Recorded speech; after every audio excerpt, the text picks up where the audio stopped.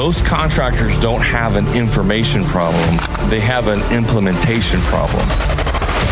Hey, welcome back to the show. On this episode, we're going to be talking about why you should stop collecting information and start pulling the right levers. What does that mean? Well, it means that I meet guys all the time that are just consuming information over and over and over in the hopes that it's going to unlock some, hidden secret that they can just start doing, or that it's going to you're going to have an aha moment and then you're going to know what to do.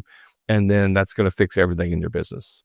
And that's not the truth. It just doesn't happen that way. Now, you can learn things. You can have aha moments for sure. But the ratio of how much learning you have to do in order to have that one aha is like a 1 to 100 ratio.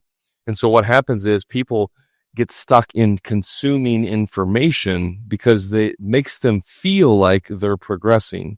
You're getting the dopamine hit. You're learning. You're like, oh yeah, I didn't know that. I didn't think about that. Oh yeah, that's great. Oh yeah, I should start using door hangers.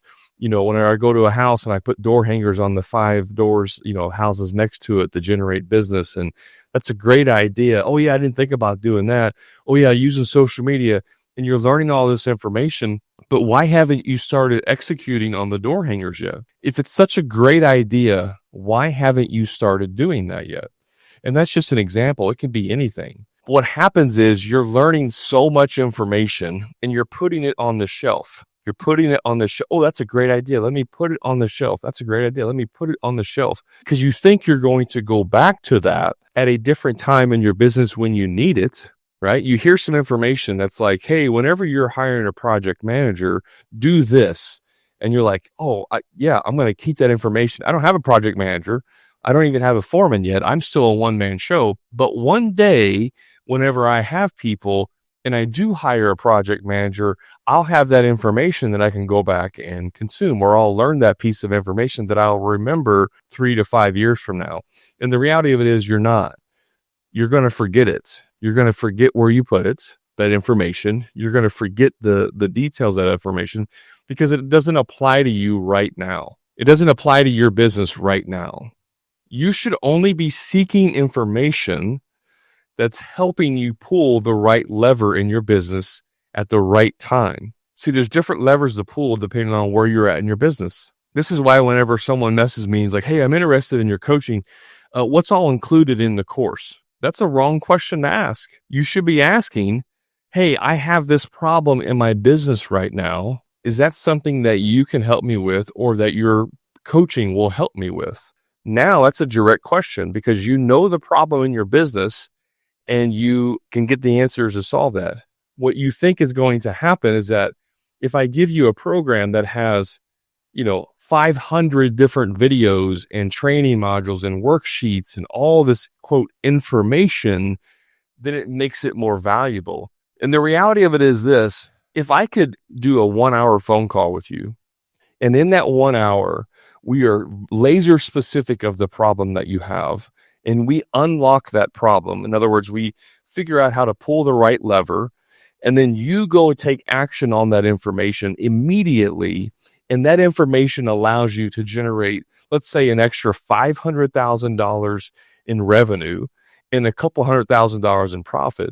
Wouldn't that be worth a lot of money to you? I mean, if you had a magic ball and you knew you could see the future, that if you could pay me, say, $10,000 for a 1-hour phone call, and in that 1 hour, that information is going to allow you to make $500,000 of revenue, wouldn't that be a pretty good trade-off? Wouldn't that be valuable to you? The answer is yes. It doesn't matter if it's an hour or it's 100 hours. The amount of time doesn't matter. The amount of modules and information doesn't matter. It's what is the information that I need that's going to unlock and allow me to pull the right levers in my business to get the results that I want. But what do? How much information? We think more information equals more value. It doesn't. It really doesn't. I'll be completely honest with you. I have content in my course that I put there just to have the perception of more value, but you really don't need to consume it. Now, I'm not saying there's a lot of it. I'm just saying there's a couple little videos here and there that if you don't watch that content, it's not going to help you in your business. I mean, it's not going to be a major thing, right? I'm not saying it's completely worthless. I'm just saying from a value perspective, it's not a high value piece of content. Okay. Other pieces of content are super high value. Specifically the sales training. The sales training stuff is very high value. But what I'm saying is, if I said, hey, I'm going to charge you $5,000 and I'm going to teach you this whole sales system, there's only 3 videos. There's 3 5-minute videos. And that's it. That's the whole training is 3 5-minute videos. I'm going to charge you $5,000. You would say, that sounds like a ripoff. What am I going to learn in 3 5-minute videos? No, I mean, you're just trying to take my money. You're trying to screw me, right? That's the perception, because we think more equals value, and it doesn't. You have to train your brain around this. So what we do in our society, and so social media has definitely made this worse, specifically even TikTok, because you can scroll, right? I can scroll through, 15 different people of, say, construction knowledge. And once the algorithm knows my habits, it's just showing me the same thing over and over. So for an hour or 2 hours, I can scroll and I get a 30-second clip here, a 10-second clip here, a 1-minute clip here, a 3-minute clip here of information about different things. And so our brain's like, yeah, man, give me more of it. We're learning. Just keep scrolling and we'll find the magic, gold pot of information eventually. Eventually we'll find the information that we're lacking. The problem is not that you don't have the information. You have plenty of information. You lack the implementation of that information. So you shouldn't read a book unless you're looking for an actual a solution to a problem that you have. If I am, looking for a marketing solution, like I can't figure out how to market my business. I just don't know, right? I don't know what's working. Well, then I go seek a book or a podcast or a coach or whatever it is. And I go look for specific answers to my marketing problem, because I've figured out that I have a marketing problem. I'm not getting enough good leads. I have good systems. I have a good team, I have a good sales process. I'm just simply not getting enough leads. That's a marketing problem. So let me go solve the marketing problem, right? And so then you go out on a mission to solve that problem. And then you research the information. Once you have enough information that you can implement, then you immediately start implementing the information. And then you test and learn along the way. Most of you think that the more information that you consume, the least risk you have. The more information you consume, the lower the risk factor you're basically creating. I did this for a long time when I was trying to get into real estate. I'd come home every day and spend 2 to 3 hours researching real estate stuff because I wanted to get into real estate. And I did that for almost a year of just almost daily, 2 to 3 hours, almost daily, researching. I had plenty of data. I was in full-blown analysis paralysis. I needed more information because I need to make sure I don't make any mistakes. I want to be able to start, execute, make 0 mistakes, and then be successful. That is a joke. That is the worst way you can start a business or start anything for that matter. You need to get the minimum amount of information that you need, right? And then start executing and then make course corrections along the way. If I relay this back to military, when it comes to operations, intel is the most important thing. What intel do we have? What intelligence information do we have about the target, right? And so sometimes you have one tiny bit of information, and then it's not a lot, but it's all you got. You got the location of a high value target and you want to know where it's at, but all you got is an information that's 2 hours old. And it said that he was going to be at this place, 2 hours ago. He could be long gone. It's the only information you got. You've been looking for this guy for 6 months, blah, blah, blah, blah. Do you execute on it? Well, you make a decision, right? Is it enough information? Is it, whatever. Or it's hey, we've been following this guy for 3 months. We know his routine. We know where he's at. We know, where he gets coffee in the morning and where he does this and blah, blah, blah, blah, blah. Here's all this information. It's a full workout packet on what it is. And then we're super confident that this person is going to be there. That's what we're seeking, right? We're seeking that all the information that we can possibly learn. But the reality of it is that one piece of information that's 2 hours old could be accurate, and we could execute on that, and we may get lucky, and we may find what we're looking for, right? The execution side of it is what's important, not the information gathering portion. Yes, the more information you have, it can help reduce some of the risk. That's true. The problem is that you're looking for too much. You're not implementing. You need enough information that's viable for you to solve the problem, and then you need to execute immediately. And I mean like the same day, the same hour, right? If you're driving down the road and you're listening to a podcast and the guy's talking about, hey, you should put door hangers on the 5 doors around your house. When you're going to do work, you make a door hanger that says, please excuse our mess. And you go over and you hang it on the 5 doors around your neighbor's house as a goodwill gesture. And it also helps generate business and awareness, right? By the way, that's a solid marketing strategy.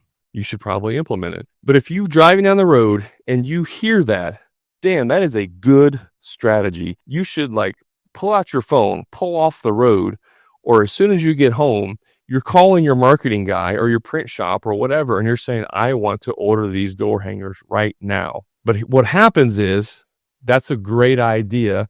Let me put it on the shelf next to the 1,000 other great ideas that one day I'm going to implement. And then you never implement on that. And then 6 months later, you hear it again. Someone talks about that. Oh yeah, I still need to do that. That's such a great idea. I need to do that one of these days. And then another 3 months goes by and you still haven't implemented it yet. Guys, this is like a 15-minute phone call. This is a 1-minute phone call and 10 minutes worth of design. This isn't a 40-hour investment of your time. You can do that immediately and execute on it. But we don't, because we got to put out the fires first that are going on in our business. So what you need to be looking for is solutions to putting out the biggest problem in your business. Stop trying to solve the little easy problems and putting Band-Aids on them, right? You got a foreman. My last podcast episode, if you haven't listened to it, go back and listen to it. You've hired the wrong foreman. You've promoted the wrong guy. And now you're trying to micromanage him because, you don't want to lose him. So you're going to micromanage him into being a better leader, which hint, you can't do that. The right lever is you need to remove that foreman from the position. That's the right lever to pull, but you won't pull it. So what do? You add more time to yourself in your own busy schedule. You're spending an extra 2 hours a week micromanaging this guy because you won't pull the right lever because you're not paying attention to what's going on in your business. And you don't have anyone that you can actually soundboard against or get help for. And so now you're just adding more crap to your schedule and you're getting more stressed out. So you're trying to solve a problem of my foreman is not the right foreman. But instead of firing him and going back, because I really need a foreman, Brad. I really, really need a foreman. I just don't want to get back on the tools. So I'm going to keep the wrong person in that position as long as possible, make my life as miserable as possible for as long as possible, just because I don't want to have to go through that hassle. So let me try and solve a different problem. Let me try and hire more people because the foreman's telling me that, the jobs are just taking too long because we don't have enough people. So let me go hire 3 or 4 more people because that's going to solve that problem. And then I won't have to actually fire them. And I can, avoid conflict there. And then I can just make my life even harder because now I have more people that my, incompetent foreman can incorrectly manage and cause even more problems because the more people that are bad are going to make more bad problems, more mistakes. So yeah, let me just keep doing that.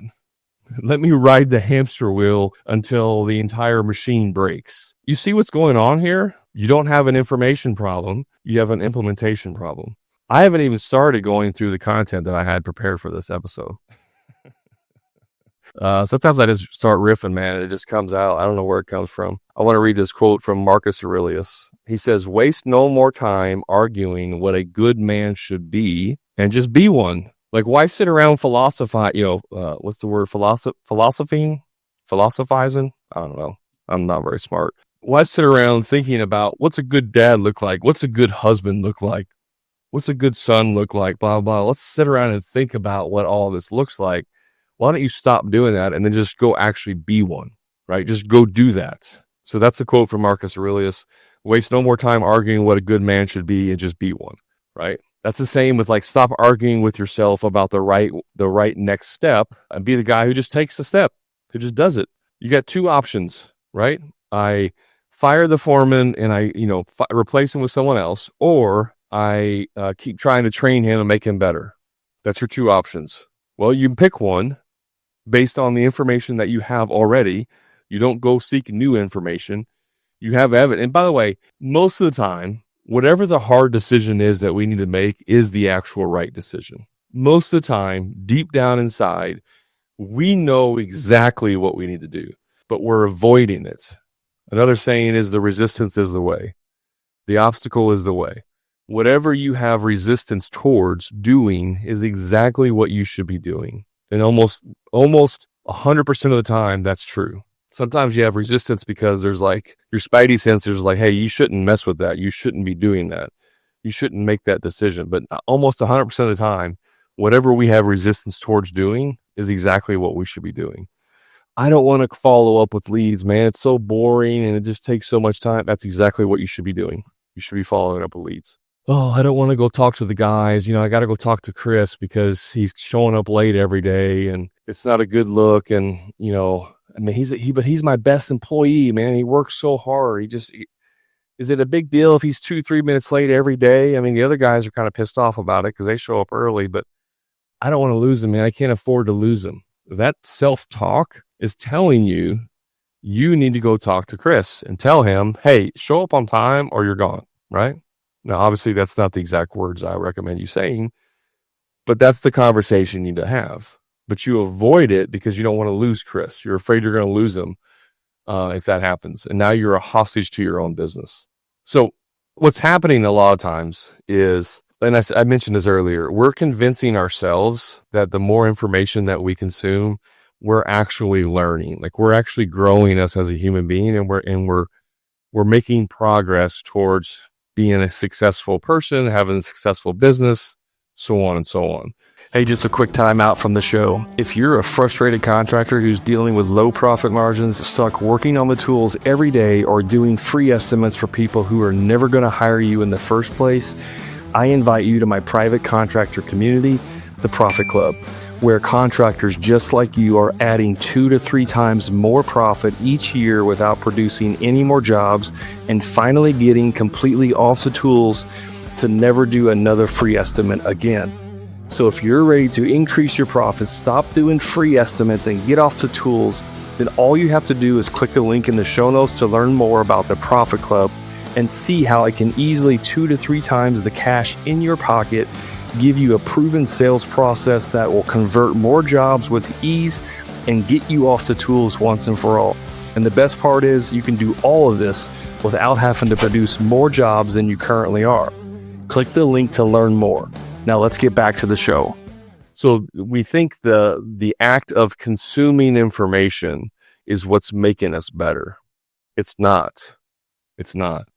You need a little bit of information and a lot of action. That's the right thing. And if you have a little bit of information, you take massive action, and then you see very quickly that this is the wrong decision, then you just stop, you go back to where that decision was, and you make a different decision. It's not hard. It really isn't hard. You hired somebody you thought was going to be an A player. 3 days in, you realize this guy is not an A player. You fire him right then. And that's exactly what I've done before. I hired a guy. 3 days later, I fired him. He had a wife that was a stay-at-home mom, and they had 5 kids. I'm not saying it was easy. It sucked doing that. But the guy definitely needed to be fired. It was my mistake hiring him in the first place. I didn't do my due diligence to check him out and make sure he had the credentials and all that, because I was trying to rush into it, and I made a mistake. I should have never hired him. But once I made the mistake, I realized within a few days that I needed to fire him. And so I did. And that's exactly what I'm talking about. If you make a wrong decision, in this situation, I hired the wrong guy, then you fix it immediately. 3 days later, I fired him.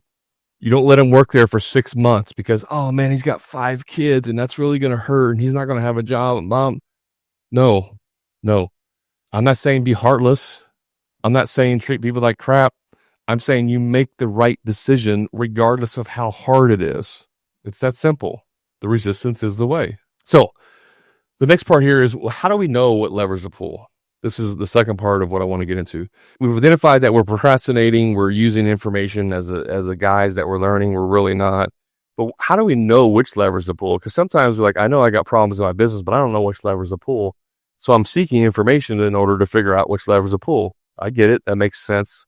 I'm going to give you some information here to help you figure out which levers to pull.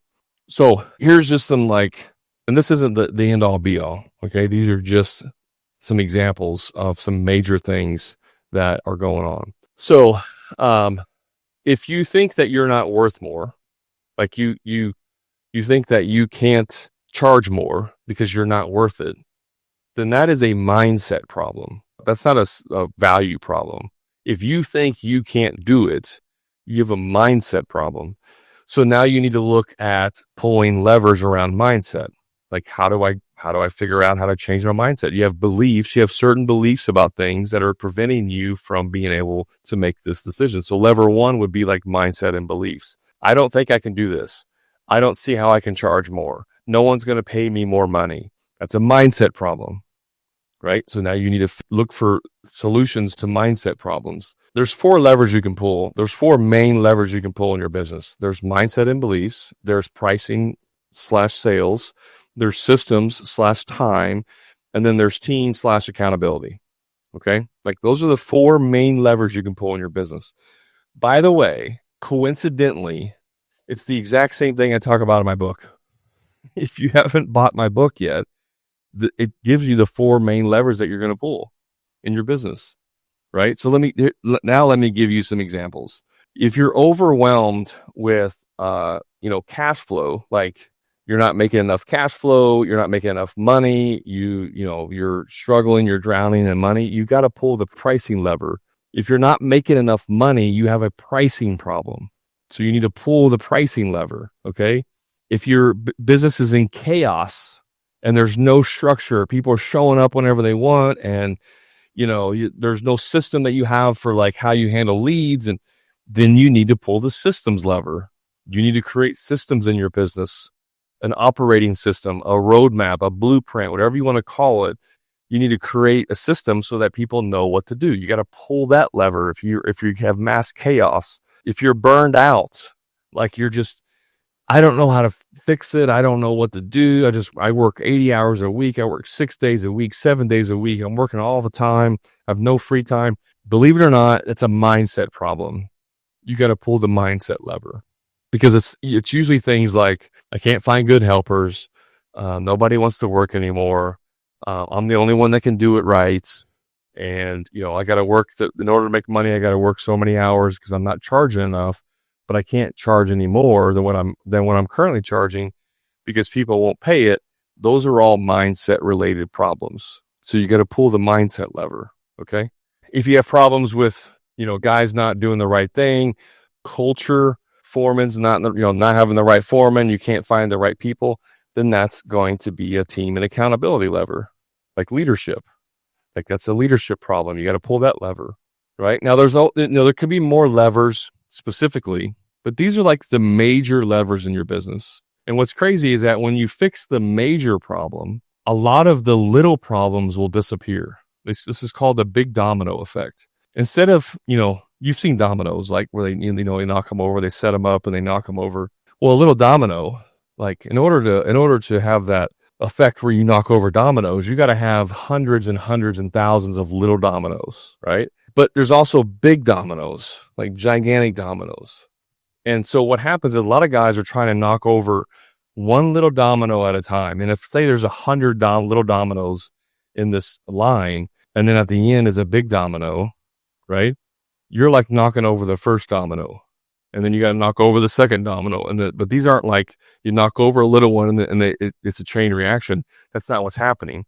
You knock over one little one, you got to knock over it else. So you got to knock over 100 little dominoes in order to knock over the big domino. Or you can just shortcut all of that and go straight to the big domino and knock over the big domino. And then the little problems go away because you fixed the main problem. You have a main problem, and that main problem is creating individual problems, 100 little problems. So if you just eliminate the big problem, all of the 100 little problems go away with it. That's the big domino effect. Most of you are caught up trying to solve little domino problems. You're going to waste your time. It's going to take you years to solve stuff because you're taking out one little problem at a time. Solve the big dominoes first.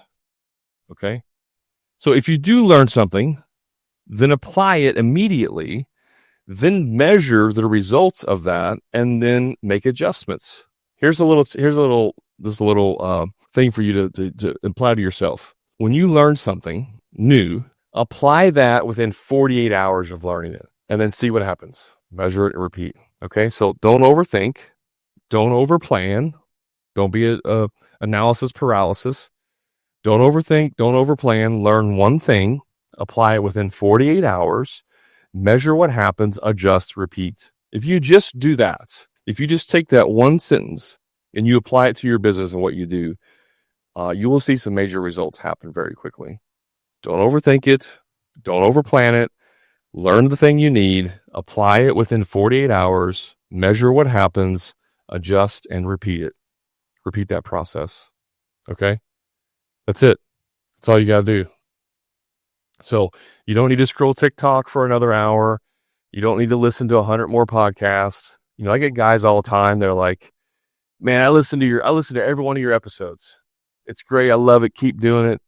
I'm like, cool, man. How's business? What's going on?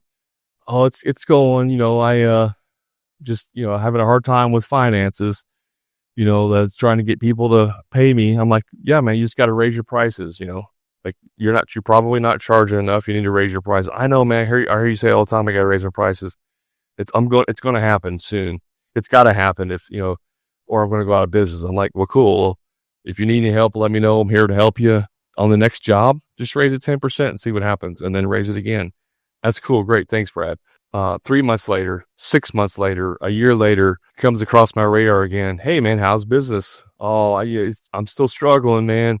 Still stuck. I haven't raised my prices yet, but I'm going to one of these days. I have to. You see this pattern? And I know you guys do this. Maybe it's not pricing. Maybe it's something else. You think longevity is going to solve the problem. It's not. That guy, if he would have just raised his tip prices 10% on the next job, he would have made more money. And then if he would have raised it again on the next job, he would have made more money, would have built some confidence. He probably would have been in an entirely different business a year later, but he's still in the same business because he's not taking action. He has the information. He won't take action. You have to do this, right? You have to be able to see what levers to pull. And sometimes you have blind spots. I get it. Sometimes you don't know. Like, hey, I've never hired a foreman. I don't know what I should be looking for. I get it. Well, let's just help you do that. You don't need to go watch, 50 hours of YouTube videos and podcasts to figure it out. We can just show you how to do it right here in a matter of 20 minutes, and then you can go implement that immediately, right? So the blind spots is why you need accountability. This is why you need coaching, by the way. It's not because I'm going to teach you things you don't know. It's because I'm going to help you unlock the blind spots in your business and then hold you accountable to make sure you take action on it. There's guys in my group in the Profit Club that, I've told them this is what you need to do. Like, you need to do this exact thing. They don't do it immediately. 3 months later, they're still struggling. I'm like, you know what to do. Go do it. I know. Eventually, 4 or 5 months later, they do that thing that I told them, and then they have success with that problem, and now they're moving on to the next problem. But it took them 4 months to finally make that decision because it's uncomfortable. Usually it involves some type of self-improvement or change of beliefs or being very uncomfortable, and then they finally do it.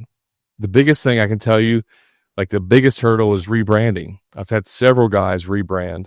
And some that are in the process of rebranding right now, and some that are frustrated with it, super frustrated. I hate this, and I'm like, dude, don't shortcut this. It takes time. It's going to take some time. You got to marinate on it. You got to look at the graphics or the video or the name. And I'm going to poke some fun at one of my guys because he was trying to rebrand. He's a handyman. He wants to do remodeling. And I came up with a couple names.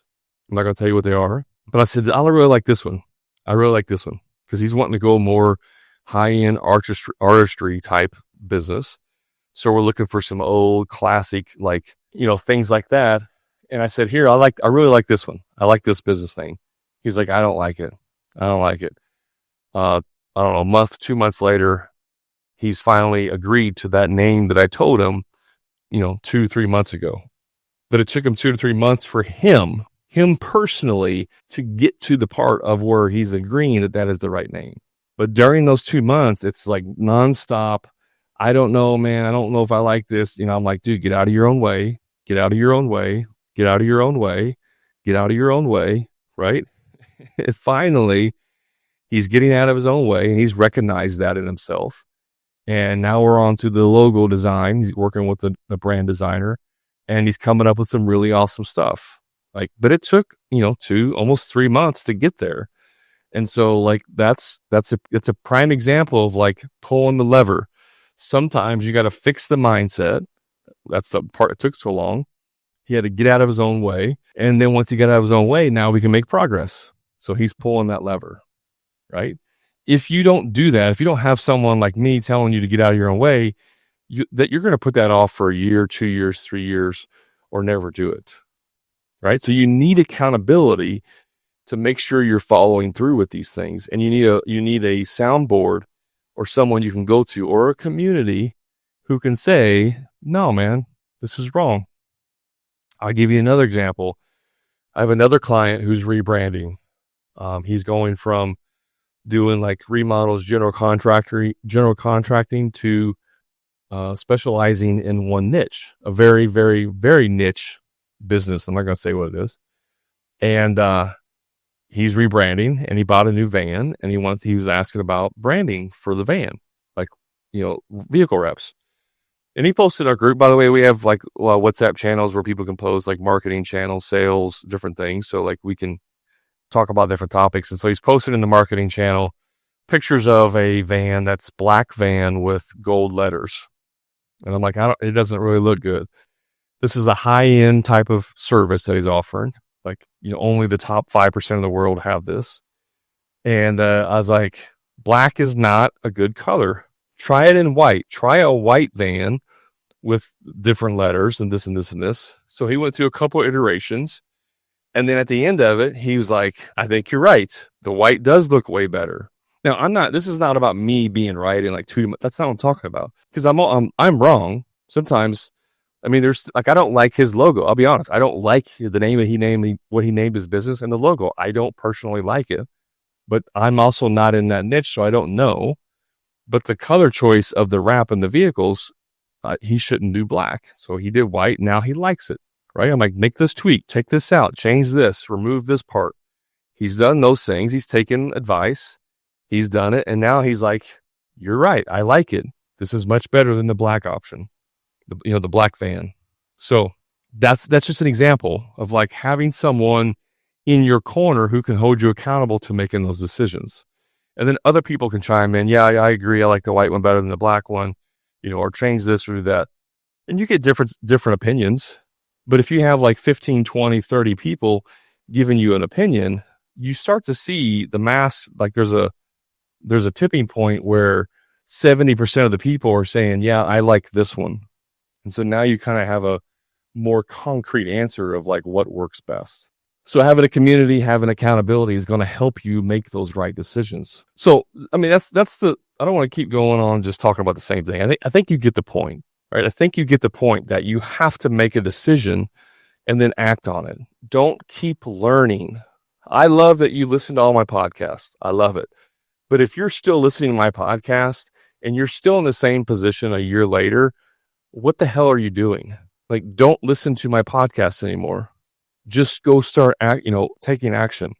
Take massive action. Learn one thing, take massive action. Stop listening to me. Or if you want my help, then join the Profit Club and we can work through this stuff. But stop trying to consume information, hoping it's going to give you the magic pill. It's not. You just need to take action, right? You just need to take action. I recently read a Facebook post about Colonel Sanders and the KFC franchise, and how he, at 65 years old, after he lost his business, traveled the U.S., going from restaurant to restaurant to restaurant to restaurant, trying to get them to use his chicken recipe and get a 5-cent royalty off of every chicken they sold.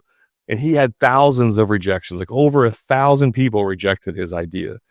He still got back in his car, drove the next one. He got rejected over 1,000 times, but he took action, and he kept taking action until eventually somebody took a leap of faith with him. And then that launched the entire KFC empire, right? The action part is what matters. It's not the consumption of information that matters. So stop consuming information. You already have enough information. If you want the right information, buy the book. You can get an ebook for $7. And if you really can't afford $7, send me a message. I'll give you a coupon. I'll send it to you for free. I'll give you the ebook for free if you really can't afford $7. But it's worth $7, I promise. If you buy the book for $7 and you think it sucks, message me. I'll give you a refund. I'm trying to make this as easy as possible. But you got to stop making excuses. You got to start taking action. Stop listening, stop trying to learn, and start taking action. That's all I got for this episode, guys. You know where to find me in the socials. Search for the Hammer and Grind podcast. And yeah, man, I don't know what else to do for you. If you need help, reach out. The Profit Club is changing lives. It's making contractors awesome. Guys are making a crap ton of money. It's a great community to be in. If you're looking for some help, highly recommend checking it out. You can go to hammerandgrind.com and book a call with me, and we'll talk about that. I want to make sure it's going to fit your business, and we're going to help you, but it's changing lives. So be a part of the movement. And until next time, guys, remember, profit is not a dirty word.